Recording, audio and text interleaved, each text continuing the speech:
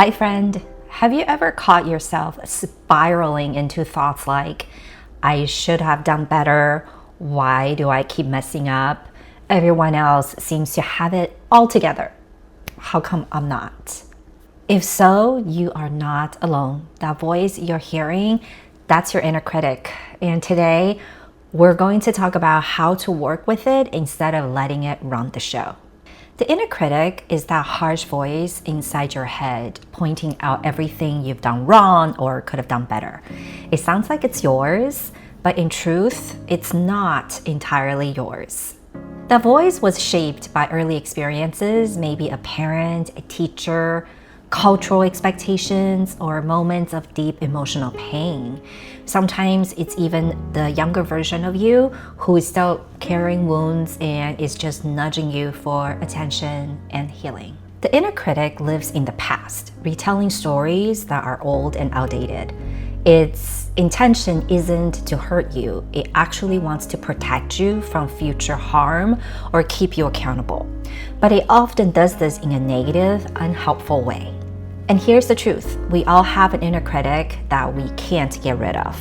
It's a part of us, but we can change how we relate to it.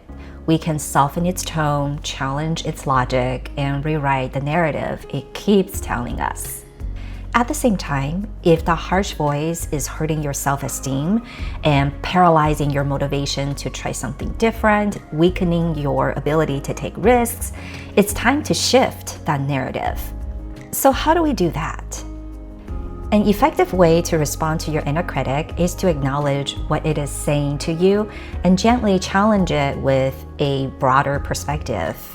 But the most essential antidote is actually self-compassion. This means treating yourself the way you would treat a close friend who's suffering. It's simple in theory, but in practice, many people find it really hard. Especially if you've been taught that being kind to yourself is the same as letting yourself off the hook. Or if you are used to putting others first, it may be unnatural to prioritize your own feelings. But here is what self-compassion isn't. It's not self-pity, it's not indulgent, and it doesn't mean avoiding responsibility. Self-compassion is about facing reality without judgment. It's recognizing that harsh self-talk rarely improves a situation, and that forgiving yourself, accepting your imperfections, and moving forward is often the most productive and sustainable way. If you find it easier to be kind to others than to yourself, here's some gentle but honest truth. What is this way of thinking doing to your mental health? What do you actually gain by being your own harshest critic? You might appear likable and successful on the outside, but is being hard on yourself making you any happier on the inside? Many of the people I've coached maintain a flawless exterior because they work tirelessly to project the image they think others expect. But when no one's watching, they crumble, mentally, emotionally, and physically drained.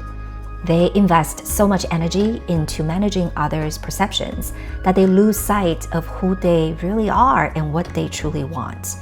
And in their fear of failure, they push themselves to be perfect in everything, which only increases their stress. The good news? Research shows that self-compassion not only strengthens resilience, but also protects us from stress, burnout, and emotional exhaustion. It offers benefits you might not have considered before, ones that can positively shape every area of your life. I know it's often easier to extend compassion to others, but I encourage you to turn the same kindness inward. As Jack Kornfield wisely said, if your compassion does not include yourself, it is incomplete. Next, let me share a story. Janice, of course, name changed. She's a finance director who has recently learned she's being laid off due to an organizational restructuring. She knows it's not personal, but she can't shake the thought that only failures lose their jobs. She needs to start networking to find her next opportunity, but her self-criticism is so loud and she beats herself up constantly. After we talked through her thoughts and emotions, we tapped into her inner wisdom to inquire a more constructive way to help her proceed. Here is how Janice began to rewrite her inner narrative. Number 1, normalize the experience. Layoffs are hard, but they are common. Nearly 40% of Americans have experienced it before. It doesn't define Janice's worth now that she's losing her job. Number 2, treat the inner critic as a separate voice.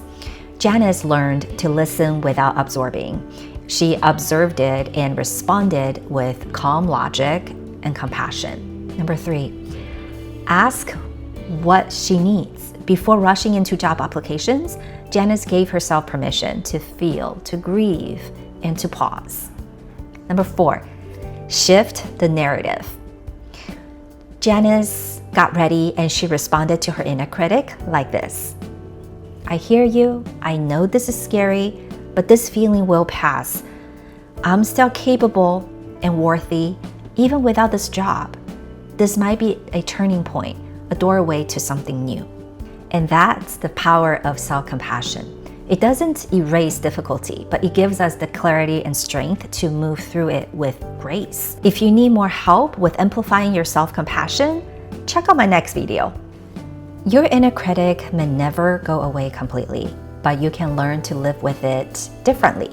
You can rewrite the narrative. You can speak to yourself with the same empathy you offer others. You can choose a new tone, one that's honest, kind, and rooted in growth. If you're wondering how to start talking to yourself more kindly, begin by noticing how you've been speaking to yourself.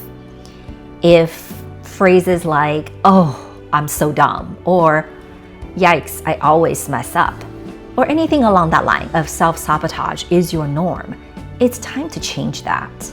Switch out, I'm so dumb, to, ooh, I missed that. Change, I always mess up, to, I'll do my best to approach it differently this time. Remove the deprecating vocabulary and replace it with gentler words.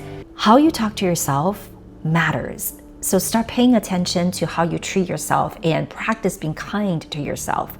Being genuinely kind, not pretending. If you don't think you're worthy of kindness, then remember that kindness is a gift you can give yourself, not something you have to earn. You're worthy of love, compassion, and respect, just as much as those around you whom you think highly of. If this message resonated with you, feel free to like, comment, or share this video with someone who could use a little extra self-compassion today. And if you are on a journey of transformation, I would love to have you subscribe and walk this path with me. Thank you so much for being here. I'll see you in the next video.